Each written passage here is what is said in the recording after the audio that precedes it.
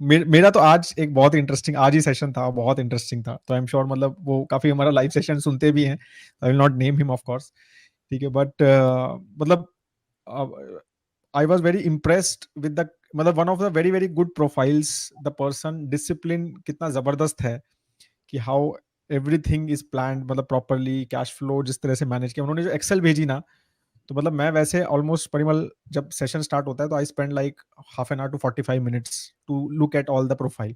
उनका हमें मुझे 1.5 घंटा लगा, क्योंकि एक्सेल ही इतनी डिटेल्ड थी कि कैश फ्लो पूरा, सब चीजें पूरी। तो when I started talking to him, मतलब वो ग्रोथ पोर्टफोलियो को बिल्कुल टू द पॉइंट फॉलो करते हैं, मतलब 60-40, Great, 60% in equity, 40% in mutual fund, तो 60-40 ही एग्जैक्ट उनका, great, ठीक है ना। great. तो अमेजिंग था वो, मतलब एंड तो मतलब मैंने प्लान बोले सब पूछा, तो मतलब मेजरली हमारा डिस्कशन इसके ऊपर हुआ ही नहीं, पोर्टफोलियो रिव्यू कुछ हुआ ही नहीं, एक बस सिर्फ एसेट एलोकेशन के ऊपर ही पूरा डिस्कशन और गोल प्लानिंग पे ही पूरा डिस्कशन हुआ, कि भाई गोल्स जो है मीट होंगे नहीं, उनको सिर्फ यही एक कंफर्मेशन चाहिए था कि हाँ यार I am in right path और मेरे गोल्स मीट हो जाएंगे आराम से, and I don't have to worry too much, और सेकंड एसेट एलोकेशन क्या होना चाहिए, बस that was a discussion. But बहुत इंटरेस्टिंग डिस्कशन था, मतलब आई वाज वेरी इंप्रेस्ड कि मैं कुछ अगर उनको ज्ञान मतलब देता था कि ऐसा होना चाहिए, वो मेरे को उससे पहले बताते थे कि आप मुझे पता है लॉन्ग टर्म इन्वेस्टिंग, मुझे पता है कि कहीं और देखना ही नहीं है, मुझे पता है कि सिर्फ यही करना है सर, मेरे को 50 लोग आके अलग अलग टिप्स देते हैं, मैं किसी की नहीं सुनता हूँ।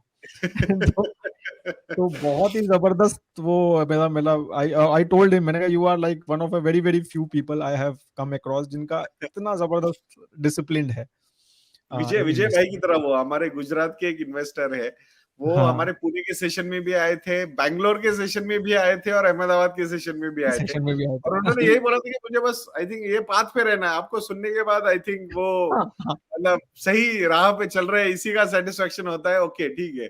सो वो हाँ। एक्चुअल मतलब रियल टाइम सत्संग, फेस टू फेस सत्संग करते हैं वो। और सबसे ये यार इंटरेस्टिंग उन्होंने ये बोला था कि अगर गौरव यार मुझे ना क्वेश्चंस भी खत्म हो गए हैं, मुझे पता है कि मैं ये क्वेश्चन पूछूंगा आपका आंसर क्या होने वाला है, इसलिए मैं क्वेश्चन पूछना बंद कर दिया है आपसे। I think that's interesting. ये काफी है, वो मुझे एकदम से याद आ गया जैसे आपने ये बोला कि हाँ, to the point he is following. So I think it's more that's what is required, कि डिसिप्लिन लगाना अपने पोर्टफोलियो बिल्कुल। को एंड उसको फॉलो करना, because there are going to be so many opinions, so much of information will be available. And I was looking at that ad. I don't know whether you have seen or that SEBI ने एक add निकाला है, फिनफ्लुएंजा क्या, have you seen अच्छा that? ऐसा क्या? नहीं नहीं देयर इज मैंने अ देखा। एड कि आपको एक बीमारी हुई है, क्या बीमारी हुई है? फिनफ्लुएंजा हुआ है आपको, मतलब फाइनेंशियल इन्फ्लुएंसर से आप इन्फ्लुएंस हो रहे हो और ट्रेडिंग टिप्स वगैरह आप कर रहे हो। और उसमें उन्होंने बोला वही है कि मतलब जबरदस्त। जो रजिस्टर्ड इन्वेस्टमेंट एडवाइजर्स एनालिस्ट है, मतलब आई थिंक रेगुलेटेड एंटिटीज के साथ अगर आप रहोगे तो आई think it's always a better thing. बिल्कुल। ये सेबी का कहना है। एंड आई थिंक जिस तरीके से चीजें हुई है, मतलब the way things have gone, और अभी ये जैसे I don't know, I was one of एक इन्वेस्टर के साथ डिस्कशन हो रहा था, तो उनका पोर्टफोलियो में देख रहा था, तो जीरोधा का जो अकाउंट ओपन किया उन्होंने ऐसे लॉग इन करके किया, तो उसमें फर्स्ट पेज पे there are lot of declarations which are coming nowadays. 9 out of 10 traders are losing money.